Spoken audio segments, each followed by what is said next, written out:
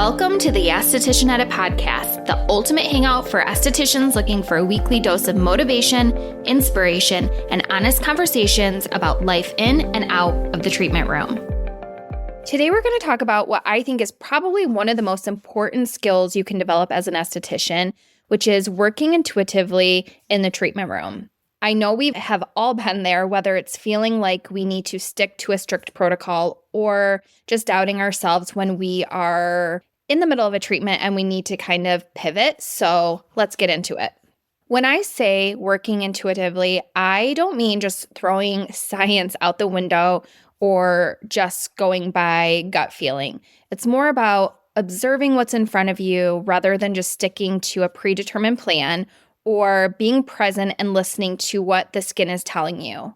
It's also about understanding that skin changes day to day and no two treatments may ever be the same. Intuition in our industry just comes from experience and education and honestly a lot of trial and error. It's that moment when you kind of look at your client's skin and something tells you, okay, I know we planned for this treatment, but I think your barrier is compromised, so we need to change plans. It's also about tapping into your gut feeling and understanding that sometimes the skin just needs something different that day. Maybe it's a little bit more sensitive than usual, or you notice some dehydration that wasn't there last time. The intuitive part is about reacting to those subtle changes.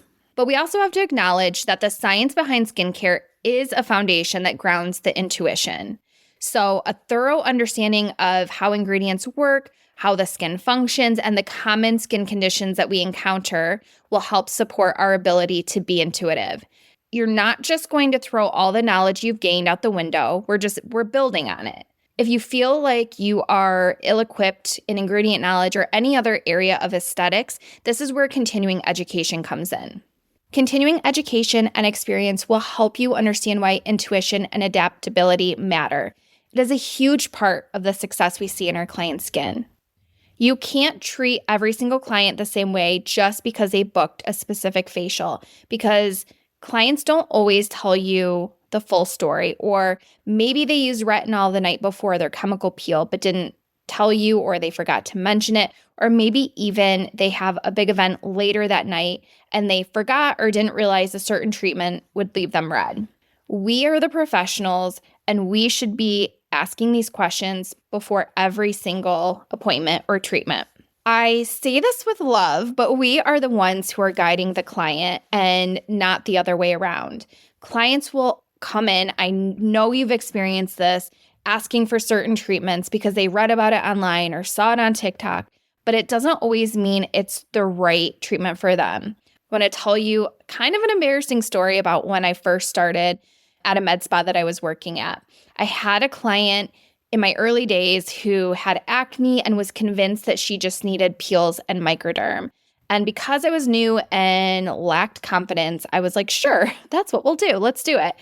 And we did those treatments and I couldn't understand why her skin was getting worse. Oh my God, I'm so embarrassed. So rather than stop and rethink about our course of treatments, I just doubled down on more peels and microderms, thinking we would get even better or faster results.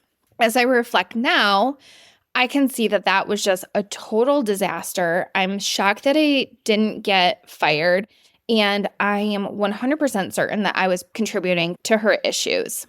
It took me a little while to really realize and understand that I needed to prioritize continuing education and also that I needed to steer the ship, that it was my responsibility to guide my clients, not just do what they asked.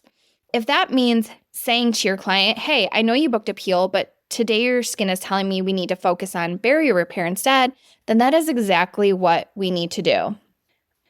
One of the best things that you can do for your clients is make every facial feel intentional and customized. This is where working intuitively really shines because it makes a client feel special when you have adjusted a treatment specifically for them. Not only that, but it helps build trust and it shows them that you care and that you're paying attention. It also makes the facial feel purposeful. Clients feel that. They can feel the intention between their skin and your hands. If you're just following a generic protocol, it kind of gets easy to check out. But when you're actively assessing and making decisions in real time, your treatments become more impactful. And I know I say this a lot, but I truly believe generic or blanket treatments are a disservice. If a client comes in with dehydrated skin and your protocol says double cleanse, exfoliate, and apply a clay mask, that is the exact opposite of what your client needs. They need nourishment, not more stripping of the barrier. It really takes time to learn these skills, so I want you to give yourself grace. In the beginning, it's easy to second guess yourself. You'll make mistakes, but as long as you're following contraindications and checking health history forms and staying educated, you will develop this intuition over time. Protocols are a great guideline, but they shouldn't be a rigid rule book since skin changes daily. A client who came in last month with oily, congested skin might show up today with dry, irritated skin because they went skiing over the weekend. And honestly, I really feel that customizing treatment plans isn't just for your clients. It also helps keep things interesting for you, which is so important in an industry with a high burnout rate. This is what keeps aesthetics fun. If you're doing the same facial over and over, it can get super monotonous. I believe being able to pivot and create a tailored experience makes our career dynamic and rewarding. I love not just following a protocol or a formula. I really take joy in creating unique experiences for each of my clients. Okay, so all of this talk about intentionality, and we have to address your brand story. Working intuitively can tie into your overall philosophy as an esthetician. If you want your brand to be built around results, trust, and expertise, then customizing treatments needs to be at the core of what you do. Your messaging should definitely reflect that. It's what sets you apart from places that just offer cookie cutter facials.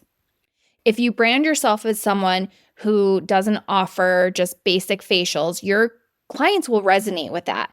They'll trust that you see them, that you care, that you understand their skin's unique needs, and that is really powerful.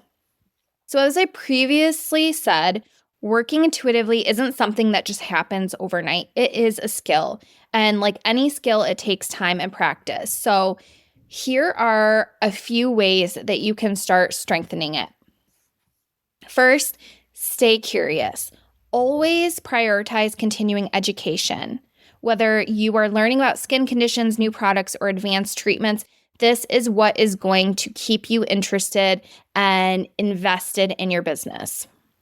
Second is always take the time to observe your client's skin closely. Look beyond just what they're telling you and focus on what their skin is showing you. It is important to ask them questions, but it's also equally as important to take the time to feel, touch, and observe. Third is give yourself permission to pivot. Do not be afraid to change your approach mid-treatment if needed. You're the expert, trust your judgment, and honestly, your clients won't even know unless you tell them. The fourth is reflect on past treatments. If something didn't work, ask yourself why. If a client had an amazing response to a treatment, analyze what kind of made that difference. Write it down, put it in their notes, and this will help you with continuously improving their treatments. And the fifth is celebrate your growth. It's so easy to get caught up in the day-to-day, but look back and celebrate how far you've come. You have learned to trust your gut and make decisions on the fly, and that is really important.